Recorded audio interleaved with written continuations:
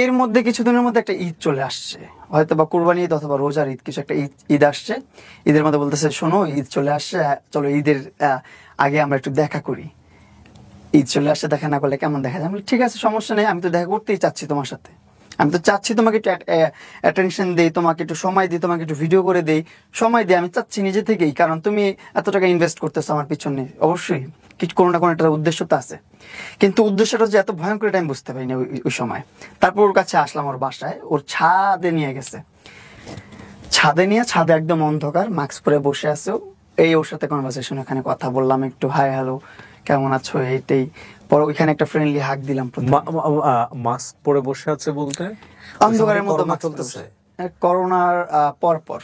আচ্ছা, মানে মাস্ক পরাটা যুক্ত ছিল নাকি তোমার কাছ থেকে ফেসটা হাইড করতে চাচ্ছে? ফেসটা হাইড করাটাই মনে করি যুক্ত, কারণ হচ্ছে ওইখানে ছাদের মধ্যে ওর আমি ছাড়া কেউ নাই, ওইখানে করোনা আর কি আছে। তো ওইখানে একটা ফ্রেন্ডলি একটা হাগ হয়, হাগ হওয়ার পর বাই বাই চলে আসছি। আমি আমার মতন, ওর মতন ছিল। কি কনভারসেশন হয় ওই সময় বসে তোমাদের? কেমন আছো, ভালো আছো, মানে নরমাল কনভারসেশন যেটা। এটাই তোমাদের প্রথম দেখা? হ্যাঁ, প্রথম দেখা, অন্ধকারে ছাদের মধ্যে প্রথম দেখা। তারপর ওইখান থেকে চলে আসলাম। তারপর আবার যখন দেখা হয় তখন ও ছাদের উপরেই, অন্ধকারের মধ্যে। ওকে, ওটা ওদেরই বাসা ছিল? ওদেরই বাসা ছিল, হ্যাঁ। এখন যে বাসাটা আছে এই বাসার ছাদে। তারপর ও অনেক অনেক কিছু পরিকল্পনা করে রাখছিল, অনেক কিছুই করছে, অনেক কিছু হয়েছে। দেন ওইখান থেকে আমি আমার বাসায় চলে গেছি। অনেক কিছু হয়েছে বলতে কি, মানে আমি জানি তোমাদের দুজনের সম্পর্কটা কি, বাট তোমার ইচ্ছার বিরুদ্ধে তো হয়নি, তোমারও তো ইচ্ছা ছিল। না, আমার ইচ্ছার বিরুদ্ধে কেন হবে? আমি তো তখন আমি অনেক ম্যানিপুলেট হয়ে গেছি ওই টাইমটাতে। আমার কথা হচ্ছে ওকে কিভাবে স্যাটিসফাইড করা যায়, ওকে কিভাবে খুশি করা যায়। মানে খুশি করার কথা চিন্তা করতেছো কেন? চিন্তা করতেছি কারণ ও একজন ডাইহার্ড ফ্যান, আমাকে এত কিছু রিয়েল লাইফে গিফট করতেছে, এত কিছু করতেছে আমার জন্য। কোনো না কোনো একটা উদ্দেশ্য তো আছে। এক হচ্ছে দেখা করতে হবে, নাহলে ভিডিও করে দিতে হবে, নাহলে একটা ইনফ্লুয়েন্সারের পিছনে একটা মানুষ কেন ব্যাকআপে থেকে এত টাকা ইনভেস্ট করবে? মামুন, এই কথাটা চিন্তা ভাবনা মামুন একটা কথা বলি, সেটা হচ্ছে আমরা যারা ছেলেরা, একটা ছেলেকে অনেক বেটার আমরা বুঝি। আর তোমার বয়সটা আমি পার করে আসছি, 20-21 বছর সম্পর্কে আমার আইডিয়া আছে। তখন আমার 20-21 না, তখন মনে হয় 17 বছর বয়স। তাহলে তো এটা আরো ডেঞ্জারাস বয়স। প্রথম কথা, বয়স সন্ধি কালে ছিল তুমি। আর যার কথা আসছে ভদ্রমহিলা, তখন তো তিনি আলটিমেটলি কত, খুব বেশি তখন 45 এর মতো বয়স। কিন্তু আমি জানতাম না তখন। আচ্ছা, ঠিক আছে, তখন দেখো নাই, তখন তুমি ছাদের মধ্যে তাকে অন্ধকার তো না দেখি তোমাদের মধ্যে এত কিছু হয়ে গেল ছাদের উপরে? না দেখি অনেক কথোপকথন হয়েছে, অনেক কিছু হয়ে গেছে। মানে এটা কি আলটিমেটলি কি ও অ্যাপ্রোচ করছে নাকি তুমি অ্যাপ্রোচ করছো, কোনটা? ও একটু ওর দিক থেকে, ওর জায়গা থেকে, আমি জানি না, ওর জায়গা থেকে এটা টাফ। কারণটা হচ্ছে কি, আমাদের জায়গাটা থেকে, মানে এই কারণে বলছি যে 45 এইজের একটা মেয়ে বা ভদ্রমহিলা, সে কিন্তু আলটিমেটলি একটা ছোট বাচ্চার সাথে সে এতটা আগ্রহ দেখানোর জানে না। কিন্তু আমাকে অনেক আগ্রহ দেখাইছে, উপরে সবকিছু সেটআপ করে রাখছিল, সবকিছু ওর মোতাবেক ছিল। নিশ্চয়ই তোমাদের মধ্যে আগে থেকে ফোনে কনভারসেশন হয়েছে? না, ওরকম কোনো কনভারসেশন, আমি প্রথমবার যেমন মিট হয়েছে তেমনই ভাবছি। তারপর ওর সাথে কথাবার্তা বলে ওইখান থেকে আবার যখন চলে আসছি, পরের বার আমি ভাবছি সেম কথাই হবে। গেছি, যাওয়ার পর দেখি অন্যরকম পরিবেশ বানায় রাখছি। তারপর ওই বাসা থেকে বের হয়ে আসলাম। আসার পরে যখন আমি আমার বাসায় থাকতেছি, কন্টেন্ট করতেছি, এই নরমাল লাইফ চলতেছে। আলটিমেটলি তোমরা বুঝে শুনে এরকম একটা রিলেশনশিপে যাচ্ছ, সেখানে কোনো কমিটমেন্ট ছিল?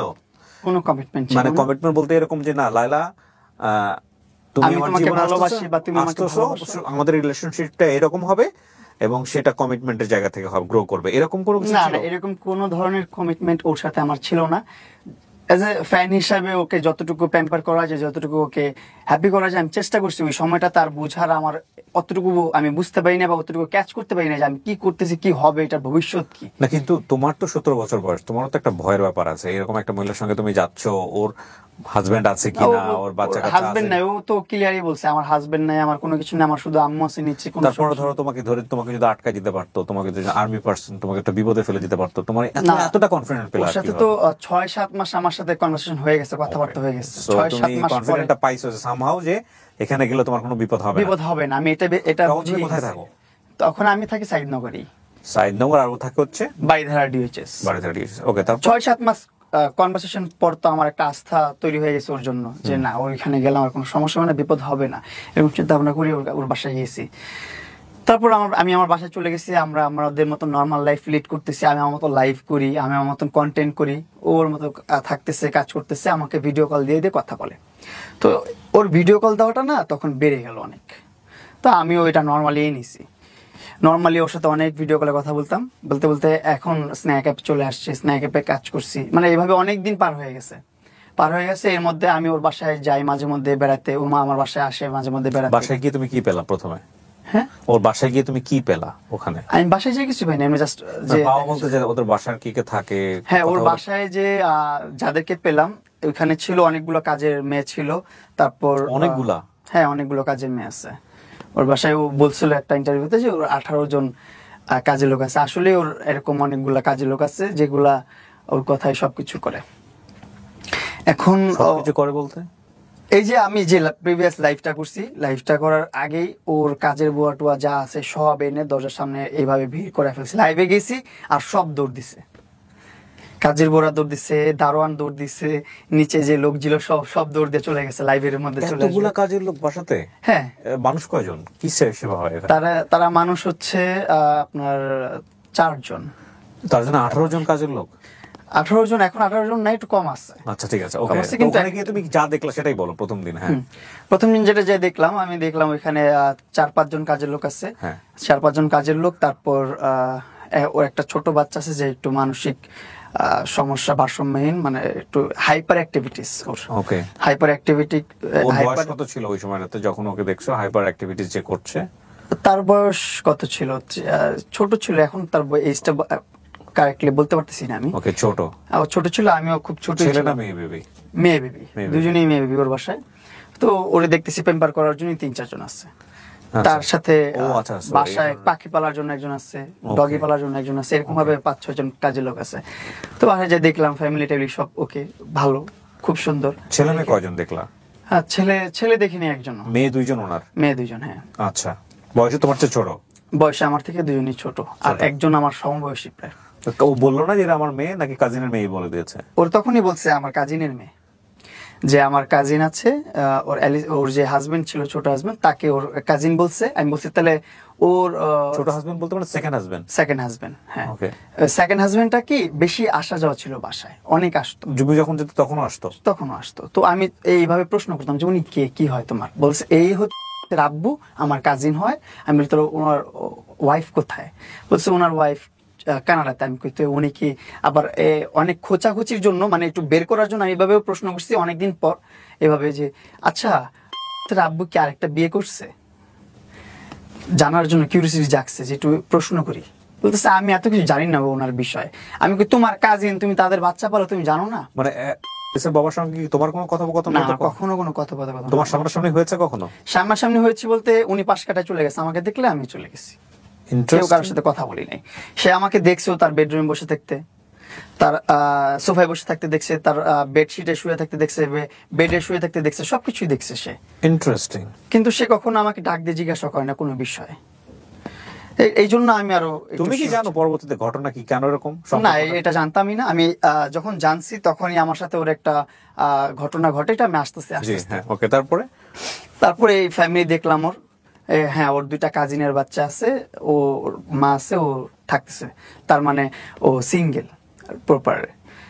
তো আমি আমার মতন লাইফ লিড করতেছি। তখন ও অনেক ডায়েট করছে, বিএলসিসি তে অ্যাডমিট হয়ে আপনার থ্রেটিং মেটিং এটা ওইটা সেটা অনেক কিছু করতেছে, মানে এইজ লুকানোর জন্য। আর এইজ ওরে আপনার সামনাসামনি দেখলে আপনি বুঝবেনই না ওর এত এইজ। ও এতভাবে মেনটেন করছে নিজেকে এমন ভাবে মেনটেন করে। এখন কিছু প্রিভিয়াস কিছু ইন্টারভিউ দেখবেন যেখানে ওরে বোঝা যাইতেছে কিছুটা। তো এইভাবে চলতেছে। আমি আমার মতন আমার বাসায় আসি যাই, এইভাবে ভালো একটা সম্পর্ক, ভালো একটা বন্ডিং। তখন তোমাদের আলটিমেটলি রেগুলার যাওয়া আসা হয়। You guys acting like a boyfriend girlfriend? না, তখন নরমাল। হ্যাঁ, নরমালের মধ্যে অ্যাবনরমাল রিলেশনশিপ মোটামুটি এরকম আর কি। তো আমি আমার বাসায় থাকি তখন। স্ন্যাক অ্যাপ থেকে একটা বড় একটা অ্যামাউন্ট আসছে 2-3 মাসে, প্রায় আপনার 16-17 লাখ টাকা আসছে আমার। আসার পর আরো এমনি তারও স্পন্সর লাইকি এইটা ওইটা সেটা সব মিলে আপনার অনেক ভালো 20-25 লাখের উপরে একটা অ্যামাউন্ট চলে আসছে আমার কাছে। আমি আরেকটা জিনিস একটু জানার জন্য, সেটা হচ্ছে যে এই যে ওনার বাসায় তুমি রেগুলার যাচ্ছ এবং ওনার বাসায় তোমরা যে এক ধরনের সম্পর্কের মধ্যে আছো, এটা কি ওই বাসার আর কোনো মেম্বাররা জানতো? সবাই তো দেখতেছে আমি আসতেছি, কাজের লোক ছাড়া সবাই। মা বা হ্যাঁ, তার আম্মু দেখছে, তার বাচ্চারাও দেখছে, তার মেয়ের সাথেও আমার পরিচয় হয়েছে। তার মেয়ে আমাকে এইসব ভাইয়া বলে। তো কি পরিচয়, মানে পরিচয় তার কাজিন, আমার ভাই বোন, আমার বোন। বাট তোমাদের ইন্টিমেসি দেখে তো আলটিমেটলি পুরো দুনিয়ার লোকজনই জানে যে আলটিমেটলি তোমাদের সম্পর্ক এরকম না। মানে তারা আমার ভাই বোন ওনার সম্পর্ক। মায়ের জায়গা থেকে ওনার মায়ের জায়গা থেকে তোমার সাথে সম্পর্কটা কেমন ছিল? ওনার মা তোমাকে কি হিসেবে দেখতো? ওনার মা আমার সাথে কথা বলতো না, ওনার মার সাথে আমিও কথা বলতাম না, কিন্তু ওনার মেয়েদের সাথে আমার কনভারসেশন হতো। ওনার মেয়েরা আমাকে ভাইয়া বলে ডাকতো, আমি তার মেয়েদেরকে বোন বলে ডাকতাম। ইভেন এখন আমার কাছে প্রবাসী কনভারসেশন আছে, তার মেয়ের সাথে কনভারসেশন যেটা, সেখানে আমাকে ভাইয়া বলে সম্বোধন করে সবসময়। আর আমি মেয়ে যে ভাইয়া বলে ডাকতো, ওনার বয়স কত? মেয়েটার কিসে পড়ে এখন এ লেভেল। এই লেভেল দিচ্ছে? ও লেভেলের পরে এই লেভেল, কিন্তু মানে ইন্টারমিডিয়েটের বয়স। হ্যাঁ, এই লেভেল দিচ্ছে এখন তার মেয়ে। তার মেয়ে যখন আমাকে ভাইয়া বলতো, তখন তো আমি আরো ভরসা পাইছি যে আসলেই তাহলে কাজিনের বাচ্চা, কেন আপন মেয়ে তো কখনো আমাকে মেয়ে ভাইয়া বলে ডাকতে পারবে না। যদি তার আপন মেয়ে হয়, সে কিভাবে আমার ভাইয়া ডাকবে? সে আমাকে আঙ্কেল ডাকবে, চাচু ডাকবে, কিছু একটা ডাকবে, এরকম কিছু। সমবয়সী যাই হই, তারা যেহেতু আমাকে ভাইয়া ডাকতেছে, তার মানে লালা তার আপন মানা, বা তার আসলে সে অ্যাডোপ আনছে, তার কাজিনের বাচ্চা সে পালতেছে। এইটুকু আস্থা আমি পেয়ে গেছি এখানে, তার বাচ্চা না। চলতে চলতে একটা সময় কি হলো, যে আব্বা আম্মুকে আমি অনেক বড় একটা অ্যামাউন্ট দিলাম, বললাম যে আব্বা আম্মু যাও তোমার একটা বাড়ি করো। আব্বা আম্মু বলতেছিল অনেকদিন ধরে যে একটা বাড়ির প্রসঙ্গ আমি বহুবার তোমার জায়গাতে এগুলো শুনেছি, তুমি বলেছো, ঠিক আছে, ওটা আমি জানি। কিন্তু যেহেতু অনুষ্ঠানটা শুধুমাত্র আমার কোয়ারি থেকে আমি করছি, সুতরাং আমি অনেক মানে ডেপথে যাওয়ার চেষ্টা করছি যে আসলে এগুলো কিভাবে সম্ভব। দেখো, তোমার আর ভদ্রমহিলার যে সম্পর্কটা, সেটা তো আলটিমেটলি নর্মাল সম্পর্ক না। না, এইটা আবার তুমি বলছো যে ওনার বাসায় যে বাচ্চা আছে সে এ লেভেলে পড়ে, তাহলে তার জায়গা থেকেও তো বিষয়টা বোঝার কথা। সে তো তোমাকে সহজভাবে নেওয়ার কথা না, মানে বিষয়টা তো এরকমই হওয়ার কথা। নিশ্চিত আমি আপনাকে দেখাই, আমি এখন না না না, ওটা আমার দেখাতে হবে না, কিন্তু নিল কিভাবে সহজ করে? কারণ আপনার কোয়ারিটা সহজ হয়ে যাবে যদি আপনি ছোট্ট একটা টেক্সট দেখেন না, আপনার কোয়ারিটা সহজ হয়ে যাবে। মানে তুমি সহজভাবে নিলা কিভাবে, এটা বলো তো। তোমার তো আনাজি লাগে। আমাকে ভাই বলে ডাকছে, আমি তো সহজভাবে নিব। আমি তো তখন ছোট মানুষ, আমি তো এত কিছু বুঝতে পারিনি। না না না, আমার প্রশ্নটা একটু বোঝার চেষ্টা করো প্রিন্স। দেখেন, ওর কিন্তু এই যে একটু দেখেন, আচ্ছা, হ্যাপি বার্থডে ভাইয়া, কংগ্রাচুলেশনস ভাইয়া, একটু কনভারসেশন, কিন্তু এটা ওনার মেয়ের নাম্বার থেকে। ওকে, নাম কি ওর? ইয়েস। ওকে, ফাইন। আমি একটা জিনিস একটু বলি, সেটা হচ্ছে যে সে তোমাকে ভাইয়া ডাকতেছে, এবং তুমি তাকে মনে করতেছো সে হচ্ছে ভদ্রমহিলার কাজিনের বাচ্চা, কিন্তু সে তোমাকে ইজি ভাবে নিল। হ্যাঁ, ইজি ভাবে নিয়েছে। আর ওর ডিপ রিলেশনে কিন্তু এখনো যাইনি আমরা, লাইলার সাথে এখনো কোনো ধরনের সম্পর্ক আমরা বেডে শুয়ে আছো বলে একটু আগে বলতেছিলাম, তার বিছানায় শুয়ে আছো, বা এইটা সম্পর্কে এখনো যাইনি, এখানে যাইনি এখনো। মানে ওর বাসায় এমন কিছু করো নাই যেটাতে ওর বাচ্চারা তোমাকে না সন্দেহ করতে পারে, এরকম ভাবে যাইনি এখনো। এই যাবো ওই যে আমার আব্বা আম্মুকে গ্রামে পাঠানোর পর। আচ্ছা, হ্যাঁ, তারপর একটু সামনে দিকে আব্বা আম্মুকে, তারপর আমি টাকা পয়সা দিয়ে। আমি না আজকে সত্য একটা কথা বলি, আপনারা যারা আমাদের এই অনুষ্ঠানটা নিয়ে বিরূপ মন্তব্য করবেন, বাজে বাজে কমেন্টস করবেন, তাদেরকে একটু বিনয়ের সঙ্গে একটা কথা বলে দিতে চাই। সেটা হচ্ছে, আমার খুবই কোয়ারির জায়গাটা হচ্ছে যে এইরকম একটা পপুলার ফিগার, সে যেমনই হোক না কেন, সে কিভাবে এইরকম একজন ফ্যানের সাথে ইন্টিমেট হলো, এবং এই ইন্টিমেসির জায়গাটা থেকে এতটা স্প্রেড আউট কিভাবে হলো, বিষয়গুলা কেন হলো, এই জায়গাটা হচ্ছে আমার কোয়ারির জায়গাটা। আপনারা এখানে কেউ সুগার মাম্মি, সুগার ড্যাডি বা ওদেরকে নিয়ে যা ইচ্ছা বলেছেন, সেটা আপনাদের বিষয়, কিন্তু আমার কোয়ারির জায়গাটা এটা। এবং এখান থেকে আমি দেখতে চাই যে আসলে আমাদের কিছু লার্নিং এর বিষয় আছে কিনা। একজনের ভুল থেকে যদি আমরা কিছু শিখতে পারি, আমরা কেউই ধোয়া তুলসীর পাতা নই, হ্যাঁ, তাহলে অনেক কিছু শেখার আছে। এখানে আমি কাউকে অ্যাকিউজ করতে চাই না, বাট আমি ডায়াগ্রামটা বের করতে চাই। এটা আমার এক ধরনের এক্সপেরিমেন্টও বলা চলে। চলেন, হ্যাঁ, তারপর কি হলো প্রিন্স? তারপর আমার বাবা মাকে একটা ভালো একটা অ্যামাউন্ট বাড়ি করার জন্য পাঠিয়ে দিলাম গ্রামের বাড়িতে।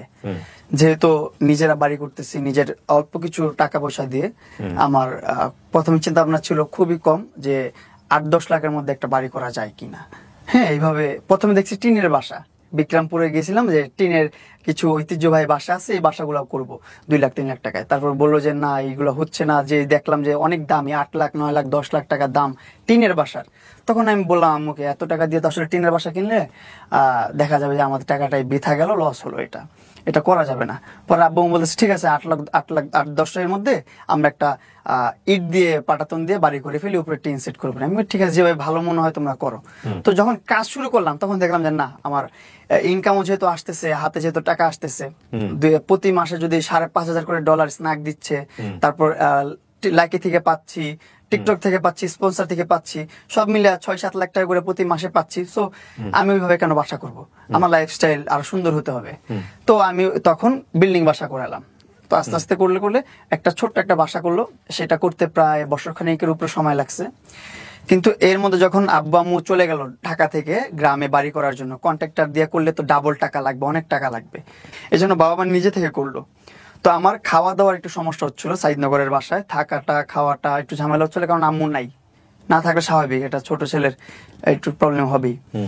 তো এই প্রবলেমটা ফেস করতেছিলাম। তখন ও আবার এগুলো লাইভে তো দেখে, আবার ওর সাথে তখন পার্সোনালি ভিডিও কলে কথা হয়। তখন আমাদের 6-7 মাসের সম্পর্ক হয়ে গেছে, একটা ভালো একটা ফ্রেন্ডশিপ হয়ে গেছে, ভালো একটা সম্পর্ক আমাদের।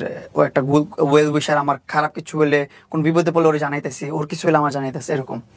তো ওইগুলো সব দেখলো, দেখার পরে বলতেছে কি তুমি আমার বাসায় এসে থাকো, তুমি দেখে গেছো। আমি তো দেখছি ওর বাসা, দেখে গেছো আমার বাসাটা খালি আছে, বড় আছে।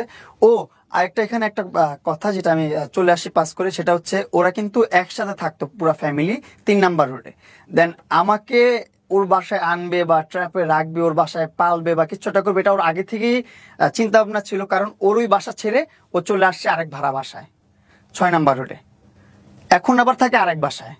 3টা বাসা চেঞ্জ করছে আমার সাথে পরিচয় হওয়ার পরও। প্রথম ওই বাসায় আমাকে উঠাতে পারবে না, কারণ ওই বাসায় ওর বড় বোন থাকে, তারপর ওর ছোট বোন থাকে, ওর এবার আর আত্মীয় স্বজনরা থাকে ওই বাসায়, ওর আত্মীয় স্বজনের বাসায় পুরো ফ্যামিলির সঙ্গেই থাকতো, কিন্তু সে নিজে থেকে চেঞ্জ করছে। ও নিজে থেকে চেঞ্জ করছে, চেঞ্জ করে ওই বাসায় আসছে। তখন থেকে আমি, ও দেখাইলো যখন যে ওর বাসার একটা রুম খালি, 2-3টা রুমই খালি, ওর রুম প্রয়োজন একটা, 2টা রুম প্রয়োজন ওর, আর 1-2টা রুম খালি। তো আমাকে বলতেছে তুমি আমার একটা রুম ইউজ করতে পারো, আর এখানে আমার সমস্যা নেই, কাজের লোক টোক আছে, তোমাকে ওরা হ্যান্ডেল করতে পারে, তোমাকে ওরা প্যাম্পার করতে পারে, তুমি টেনশন নিও না, ভালোভাবে এখানে থাকো। আবার আঙ্কেল আন্টি যখন চলে আসবে তখন তুমি তোমার বাসায় চলে যেও। তখন আমার মাথায় আর এত কিছু কুলায় নাই, আমি যতটুকু শুনছি বুঝছি যে হ্যাঁ ঠিক আছে, তাহলে রাইট, ওকে, তুমি ভালো বুদ্ধি দিছো, আমি তোমার বাসায় যাই। ওর বাসায় যাই, যাওয়ার পর ওর বাসায় থাকা শুরু করলাম ফার্স্ট। ওকে, একটা রুম দিচ্ছে আমাকে আলাদা করে, ওর বড় মেয়ের সাথে একটা রুম ছিল, ওই রুমটা আমাকে দিছে, আর ও থাকে ওর ছোট মিনি একটা রুমে, বড় রুমে। তো এর মধ্যে মাঝে মধ্যে আসা যাওয়া করতাম, ওর রুমের মধ্যে আসতো, ওর রুমে যেত, আমার রুমে আসতো যেত। এর মধ্যে আমাদের আসলে সম্পর্কটা আস্তে আস্তে ঘনিষ্ঠ শুরু হলো। এইভাবে এক বাসায় থাকলে যেটা হয়, হ্যাঁ, এক বাসায় থাকলে যেটা হয় আর কি, ও যেটা প্ল্যান করছে ওটাই হচ্ছে। তো আস্তে আস্তে সম্পর্ক ঘনিষ্ঠ হচ্ছে হচ্ছে হচ্ছে হচ্ছে এর মধ্যে আমার আব্বু আম্মু চলে আসছে আমাদের। কোন কি তার আগ পর্যন্ত কি তোমাদের কোনো ওয়ার্ড ছিল যে না, লাইক কোনো word আমরা এই সম্পর্কটাকে না, সামনের দিন এদিকে নিতে চাই? কোনো ধরনের ওয়ার্ড ছিল না, কোনো ধরনের কমিটমেন্ট ছিল না, ওর সারা জীবনে কোনো ধরনের চাহিদা ছিল না। আমি কোরআনের উপর হাত রেখে বলতে পারবো, আমাদের যে পবিত্র, ও তোমাকে বলে নাই যে তুমি যে এই জিনিসটাতে ইনভলভ হলা বা আমি যে জিনিসটাতে ইনভলভ হচ্ছি এটা ভবিষ্যতে বৈবাহিক সম্পর্কে নিতে হবে বা একটা না, এইভাবে কোনো কমিটমেন্ট ছিল না। ও আগে থেকে বলে রাখলে এরকম কোনো কিছু হইতোই না। সো আলটিমেটলি ওর জায়গাতে কোনো সেট ছিল না, আর তোমার জায়গাতে মনে হচ্ছে ইচ্ছা হতেই পারে এরকম কোনো হ্যাঁ কিছু? হ্যাঁ, হতেই পারে। তো তোমার লাইফে কেউ ফার্স্ট? না, আমার লাইফে আমাদের ফ্রেন্ড সার্কেল, আমার তো তখন অনেক ছোট বয়স, আর আমি তখন যে কারণে জিজ্ঞেস করছি যে মানে তোমার কি, তুমি যে ধরনের আমার সম্পর্কে কাছে যাচ্ছ বিষয়টা অত বেশি এক্সক্লুসিভ না। ওকে ফাইন, আমি আসলে অনেক কিছু এখানে ভাষায় ভাষায় আপনাদের বুঝে নিতে হবে। হ্যাঁ, বুঝে কারণ নিবেন কেন আমি আপনারা। প্রশ্নটা করছি সেটার পিছনে যুক্তি আছে। যুক্তিটা হচ্ছে 17 থেকে 18 বছরের ছেলেটার কিন্তু আলটিমেটলি এই ধরনের সম্পর্ক সম্পর্কে আইডিয়া থাকার কথা না, তার একটা ভয় থাকার কথা। প্রথম কথা হচ্ছে এইটা, ওর তো আইডিয়াই থাকার কথা না, ওর তো এই ভয়ই এই লাইনে যাওয়ার কথা না। কিন্তু সামহাও ওর কাছে যেটা মনে হয়েছে যে ইটস নট ইম্পর্টেন্ট, মানে এটা এত পাত্তা দেওয়ার মতো বিষয় না, it's not a big deal. This is a very important point. Okay, আচ্ছা, ছোট মানুষ তো তখন আর এরা বুঝতে পারিনি যে বিগ ডিল না স্মল ডিল। লায়লার সাথে তোমার যে ইন্টিমেসিটা হচ্ছে তার আগেও তোমার আর অন্য কারো না কারোর সঙ্গে ছিল বিষয়গুলো? নরমাল বিষয়টা। ওকে, হ্যাঁ। তারপরে আস্তে আস্তে এই তো আমার গ্রামে বাড়ি কাজ চলতেছে, কাজ চলার পর আম্মু যখন চলে আসলো, তখন আমি আবার সাইদনগর চলে গেছি, আমার বাসায় চলে গেছি। যে আব্বা আম্মু চলে আসছে, আমি আমার মতো থাকি, আবার চলে গেছি। যাওয়ার পর তখন থেকে শুরু হলো ইমোশনাল ব্ল্যাকমেল। কিরকম? তুমি আমার বাসায় ছিলা, এতদিন ছিলা, তোমাকে দেখে দেখে ঘুমাতাম, ঘুম থেকে উঠে তোমাকে দেখতাম, এখন ভালো লাগে না তোমাকে ছাড়া কি করবো, এটা করবো সেটা করবো। তো এরকম ভাবে মানে ব্ল্যাকমেল শুরু করলো আস্তে আস্তে। তাই আমি যখন না আসতেছি তখন দেখা যাচ্ছে ও হাত কেটে ফেলতেছে, কিছু খেয়ে ফেলতেছে লিকুইড জাতীয়, খেয়ে সুইসাইড করতে চাচ্ছে। আমি বাঁচবো না তোমাকে ছাড়া, তুমি এতদিন ছিলা, ভালো লাগতেছে না। ছিলাম প্রায় আপনার 3 মাস 4 মাস 5 মাসের মতো ছিলাম ওর বাসায়। ওই সময় তুমি কন্টেন্ট বানাতে কিভাবে? তখন আমার কন্টেন্ট থেকে সবকিছু থেকে আমি লেজি হয়ে গেছি, একদম দূরে চলে আসছি, ওরকম ভাবে কন্টেন্ট করি না। ওকে, কিচ্ছু করি না। এই সময় সাপোর্ট দিত কে তোমাকে ইকোনমিক্যালি? ওই দিত? তখন তো আমার ওরকম সাপোর্ট প্রয়োজন নেই, আমি আমার ছোট্ট একটা সংসার নিয়ে আমি ভালোভাবে চলতেছি, আমাদের যে সেভিংস আছে সেটা নিয়ে চলতেছি। যদি ঠেকায় পড়ে যায় তখন ও দেখতেছে, আচ্ছা, সেটা নিয়ে আবার পেইন হচ্ছে না, ও পেইন নিতেও দিচ্ছে না আমাকে কোনোভাবে। আমি যে কাজ করব, আমার যে ইনকাম আছে, ইনকাম সোর্স আছে, সবকিছু থেকে আমাকে ও নিয়ে আসছে। ও ভাবে ভালো সাপোর্ট দিচ্ছে ডেফিনেটলি। হ্যাঁ, আমার মাথার ভিতরে যা ছিল সবকিছু ভ্যানিশ করে ফেলছে। আমার লাইফে কি হয়েছে না হয়েছে, কি করছি, আমি কে, আমি যে প্রিন্স আমন সেটাও আমার ভুলাই ফেলছে। যে আমি কিছু করতে পারি, ইনকাম করতে পারি, আমি ইন্ডিপেন্ডেন্ট, সেটাও আমার ভুলাই ফেলছে। আমি যে ফ্যামিলি চালাই সেটাও আমি ভুলে গেছি ওই টাইমটাতে, ফ্যামিলির খোঁজ খবর নিতেও আমি ভুলে গেছি। তখন যেভাবে লায়লা তোমার জীবনে, যেভাবে আমি যে ফরম্যাটে থাকুক না কেন, ওইভাবে তুমি অনেকের সাথে কি মিশতা? লাইক কোন ফ্রেন্ড? না এরকম ভাবে কোনো ফ্রেন্ড ছিল? ওর লালার মতো ফ্রেন্ড আমার কেউ ছিল না। লায়লার মতো না, ধরো আমি লায়লার জায়গায় আমি যদি বলি আরেকটা ফিমেল ফ্রেন্ডের সাথে যে কোনো ফর্মেই হোক না করে সম্পর্ক ছিল, এরকম কি ছিল তোমার? না এরকম কোনো সম্পর্ক ছিল না, কোনো গার্লফ্রেন্ড। এটা কি লায়লা জানতো যে তোমার কোনো গার্লফ্রেন্ড নাই? লালা জানতো এটা। সে কারণে কি লায়লার কোনো হোপ তৈরি হয়েছিল যে না শুধু আমিই থাকবো তোমার জীবনে? হ্যাঁ, আস্তে আস্তে এটা তৈরি হয়েছে। এখন পর্যন্ত ওর সাথে কিন্তু তারপরে আস্তে আস্তে গল্পে আসি। তারপর হচ্ছে মিস করতেছি, হাত কেটে ফেলতেছি। হ্যাঁ, হাত কেটে ফেলতেছে, মিস করতেছে, ব্ল্যাকমেল। তখন আমি আবার আসি ওর বাসায়, আবার বাসায় আসি, আবার কিছুদিন পর যাই, আবার হাত কাটায়, আবার আসি। এইভাবে চলতেছিল আমার এই দিনগুলো, প্রিভিয়াস দিনগুলো। তোমার এগুলো আম্মা জানতো যে এগুলো কি? আম্মুকে বলতাম না, আম্মুকে জানাইতাম না, আম্মুকে বলতাম না, আমি আমার মতন করে হ্যান্ডেল করতাম। আমি তখন আবার এই ভয়টা পাইতাম, ওই যে ও বলতো আমি মরে গেলে তুমি দায়ী। ও আচ্ছা, এই ভয়টা আমি তখন কাজ করতো ওই ছোটবেলা থেকে। তো আস্তে আস্তে আস্তে আস্তে লাইফটা এইভাবেই আগাচ্ছে। এর মধ্যে ওর সাথে কয়েকশো বার ওর বাসা থেকে চলে গেছি, কয়েকশো বার ও ব্ল্যাকমেল করে নিয়ে আসছে। হয়তো ইমোশনালি, ধরনটা কেমন ছিল? ওই যে ইমোশনালি, নাহলে হচ্ছে সুইসাইড করবে, ছাদ থেকে লাফ দিবে। আর ওর ছাদ তো খোলা মেলা, ও লাফ দিয়ে পড়েও যেতে পারে। আমি এই ভয়গুলো পেতাম ওই টাইমটাতে।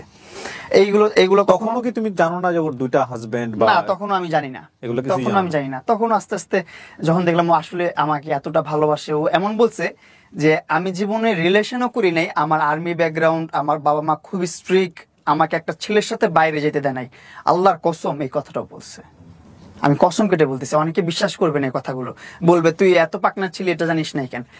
কসম করে বলছে, একটা মানুষ যখন একটা মানুষকে বিশ্বাস করে তখন অন্ধ হয়ে যায়। আমি বিশ্বাসে অন্ধ হয়ে গেছি। ঠিক আছে, কিন্তু 40-45 বছর বয়স একটা মানুষের, তার যে 40-45 বছর বয়স সেটাও আমি জানি না। আমি গেস করছি সর্বোচ্চ গেলে ওর বয়স 30 হবে, এর বেশি যাবেই না। তো ও কি তোমাকে কুমারী হিসেবে পরিচয় দিচ্ছে? লাইক বিয়ে শাদী হয়নি এরকম পরিচয় দিছে। এই পরিচয় দিছে যে আমি জীবনে একটা ছেলের হাতও ধরি নাই, আমি রিলেশন করি নাই, একটা ছেলের সাথে হাঁটিও নাই, আমার ফ্যামিলি খুব স্ট্রিক্ট, আমি ক্যান্টনমেন্ট এরিয়াতে বড় হয়েছি, এইটা ওইটা সেটাই। 30 বছর বয়স তো আমার বিয়ে শাদী হয়নি, তুমি জিজ্ঞেস করো নাই কখনো? করে নাই, বলছে আমি করতে চাই না বিয়ে, আমার এগুলোর প্রতি কোনো ইন্টারেস্ট নেই, আমি যাইনি কখনো, এইভাবে বলছে। ইন্টারেস্টিং। হ্যাঁ, এগুলা বলছে।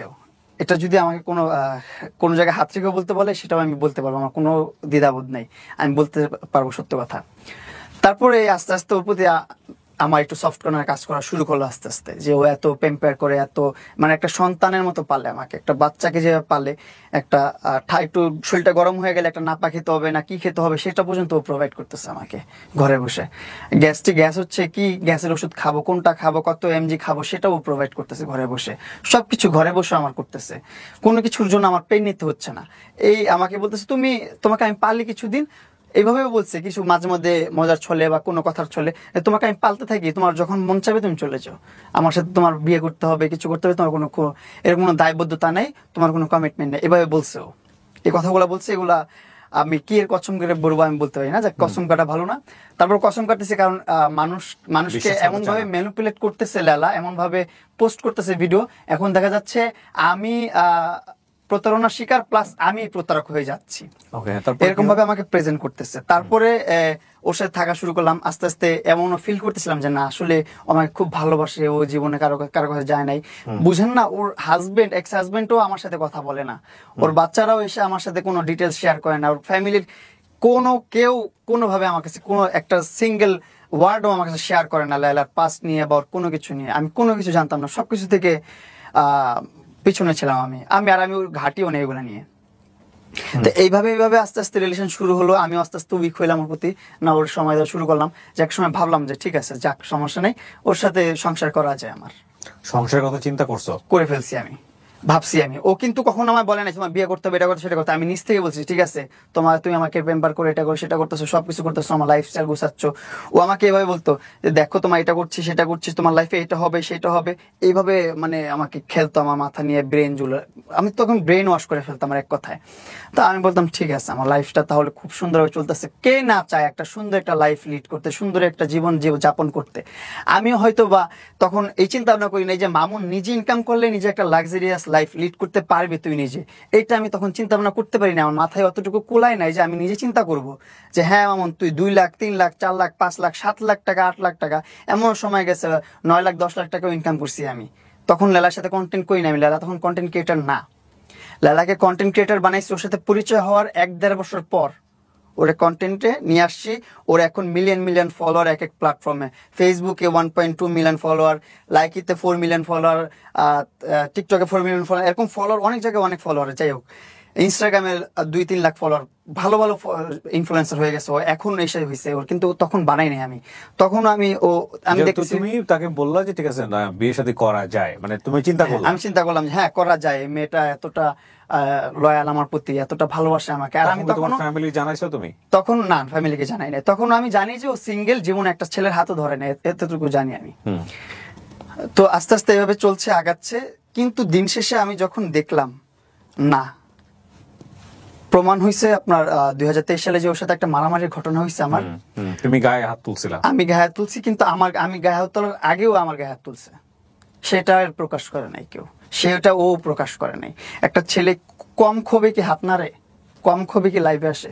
যাই হোক, ওর সাথে তখন একটা পার্টিতে গেছি, একটা অনুষ্ঠানে গেছি। অনুষ্ঠান থেকে যখন ব্যাক করছি, ব্যাক করার পর ওর সাথে ওর ছবি নিয়ে ওর হাজবেন্ডের যে প্রুফ গুলো যেগুলো আছে, এগুলো তুমি জানলে কিভাবে?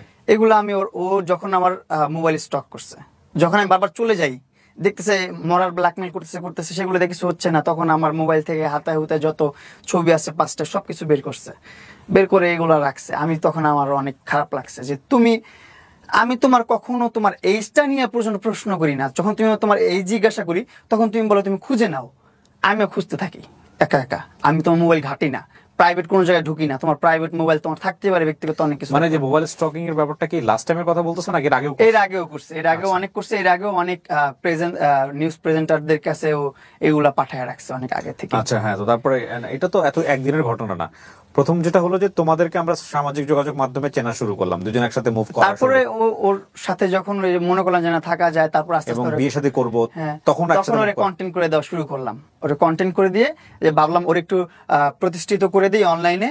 ও আর আমি মিলে একসাথে কিছু একটা করবো অনলাইনে, ভালো কিছু করব, ভালো কিছু দেখানো যাবে, ভালো আর্নিংও করা যাবে সোশ্যাল মিডিয়া। তোমার মাথায় আসা উচিত না, তোমার বয়স 17, ওর বয়স 30, তোমাদের ডিফারেন্স হচ্ছে 13 বছরের বেশি সময়। অন্ধ হয়ে গেছে আমি তখন। 13 বছর না, আমার বয়স প্রায় না 30 তুমি জানো, 30 তুমি জানো, যে কারণে তোমার জানার জায়গা থেকে আমি প্রশ্নটা 13 বছরটা আমার কাছে খুব নরমাল লাগছে। 10-13 বছর এগুলো থাকে। বাংলাদেশের সোসাইটি কিন্তু এটা বিশাল রকমের চ্যালেঞ্জ ফেস করতে হবে। তোমার এটা মাথায় আসে নাই যে এই একটা ভদ্রমহিলাকে নিয়ে আমি মুভ করব? প্রথমে কিন্তু আমি এগুলো চিন্তা ভাবনা করি না যে ওর সাথে আমি একটা রিলেশনে যাব বা ওর সাথে একটা ভবিষ্যৎ পরিকল্পনা করবে, এরকম কোনো চিন্তা ভাবনা আমার। তোমার তার আচরণ দেখে ভালো ছিল, হ্যাঁ, মনে হচ্ছে সে আমাকে ম্যানিপুলেট করে ফেলছে তার সাথে চলার জন্য, তার সাথে থাকার জন্য, তার সাথে সংসার বাঁধার জন্য সে অলরেডি করে ফেলছে। ম্যানিপুলেট কেন বলতেছো? সে তো তোমাকে এখনো ভালোবাসে। তোমার জন্য সে ভয়ঙ্কর লেভেলের ক্রেজি। এটা ভালোবাসা। ম্যাড লাভ বলে একটা ছবি আছে, তুমি যদি এখন ম্যাচিউর হয়েছো দেখে নিও সময় পেলে। ম্যাড লাভ বা ম্যাড জোয়ান, সম্ভবত ইটালিয়ান ভাষায়, মানে সেখানে বিভিন্ন রকমের ভালোবাসা। জেল খাটানো তো নরমাল বিষয়, মেরে পর্যন্ত ফেলে। তুমি জানো লাভের বিভিন্ন ফর্ম আছে, হয়তো তুমি জানো না। যাই হোক, শোনো, তোমার জন্য যদি সে ক্রেজি না হইতো তাহলে সে এত কিছু করতো না। প্রথম কথা হচ্ছে এটা আমি আমার জায়গা থেকে যেটা বুঝি। হ্যাঁ, আমার বোঝা ভুল থাকতে পারে, এখন তুমি একসেপ্ট করতে পারছো না। সেটা তুমি তোমার দুজনের সিঙ্ক হচ্ছে না। তুমি জায়গা থেকে তুমি প্রশ্ন করতে পারো যে না, ভালোবাসাটা কেন এরকম হবে? আমি যাকে ভালোবাসবো তাকে আমি কেন হিট করব? আমি যাকে ভালোবাসবো কেন আমি তাকে কেন বিপদে ফেলবো? ভালোবাসে বলেই মানুষ এটা করতে পারে অনেক সময়, ঠিক আছে আমার ভালোবাসার ধরনটা অন্যরকম। আমি আমার দুজনের ধরন হয়তো বা অন্যরকম হয়ে গেছে, ম্যাচ করছে না, ইন্টারেস্টের জায়গা ডিফারেন্ট হয়ে গেছে, that's a different thing. But আমার ভালোবাসার জায়গাটা হচ্ছে কি রে ভাই, আমি আমার ভালোবাসার মানুষের জন্য দুনিয়াটা উল্টে দিতে পারবো, আমি দুনিয়া ধ্বংস করে দিতে পারবো, কিন্তু আমার ভালোবাসার মানুষের একটা চুলের ফুটা লাগতে দেবো না, চুল উঠতে দেবো না আমি আমার ভালোবাসার মানুষের। যতক্ষণ পর্যন্ত সেটা প্লিজেন্ট সম্পর্ক থাকে, শান্তিদায়ক সম্পর্ক থাকে। আমার সাথে যদি আমার পার্টনার সুখী না হয়, সে যদি আমাকে না চায়, তুমি দেখো এটা তাকে আমি জোর করে রাখবো কেন? তুমি পয়েন্টে স্টিক থাকতে পারবে না। কেন পারবে না? তুমি একটু আগে বলছো লায়লাকে তুমি বিয়ের কথা চিন্তা করছো, হ্যাঁ না? করছি তো। তুমি বিয়ের কথা কখন একটা মানুষকে চিন্তা করো? যখন তুমি তাকে লাভ করো। সেই লায়লাকে কি তুমি এখন লাভ করো? এখন করি না।